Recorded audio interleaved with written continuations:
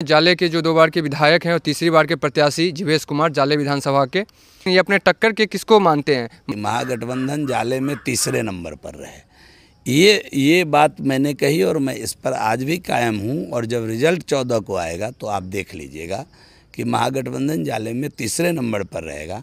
मुझे कौन टक्कर देगा ये तो मुझे मालूम नहीं है अभी, लेकिन महागठबंधन तीसरे नंबर पर रहेगा ये गणित दिख रहा है।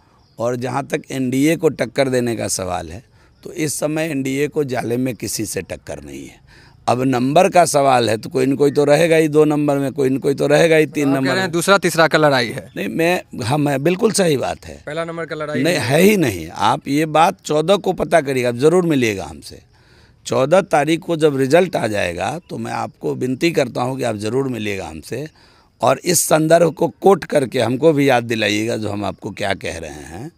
पहले नंबर की जाले में कोई लड़ाई नहीं है, पहले नंबर पर 1 से लेके 10 तक एनडीए है। कांग्रेस के जो कार्यकर्ता थे लोकल लेवल पे, उनका कहना था कि ऋषि मिश्रा जीवेश कुमार को पिछले चुनाव में सपोर्ट कर दिए। मस्कुर उस्मानी से हमने बात किया कि जो महागठबंधन के उम्मीदवार है ऋषि मिश्रा का कहना है कि इस बार मस्कुर उस्मानी जीवेश कुमार से ऑपरेट हो रहे हैं। क्या जीवेश कुमार इस सारी राजनीति को एक केंद्र बिंदु बना के कर रहे हैं? अच्छी बात है, ये तो दोनों मान रहे हैं ना कि जीवेश कुमार ही रहेगा। ऋषि आएंगे तब भी जीवेश कुमार रहेगा, मस्कुर आएंगे तब भी। उनका कहना है कि पिछले साल ऋषि मिश्रा लड़े तो मस्कुर उस्मानी के ये ऋषि मिश्रा आपको सपोर्ट कर दिए मस्कुर उस्मानी के खिलाफ में। हम लोगों की सेवा करते हैं, साथ साथ जब अंतिम 2 महीना बचता है तो राजनीति भी करते हैं। अच्छा, तो इसमें बुराई क्या है? मेरे शत्रु अगर मेरी मदद कर रहे होंगे तो इसमें बुराई क्या है? लेकिन मैं अभी भी बता रहा हूँ कि पिछले चुनाव में भी हमको जाले की महान जनता ने मदद किया था और इस चुनाव में भी जाले की महान जनता हमारी मदद कर रही है।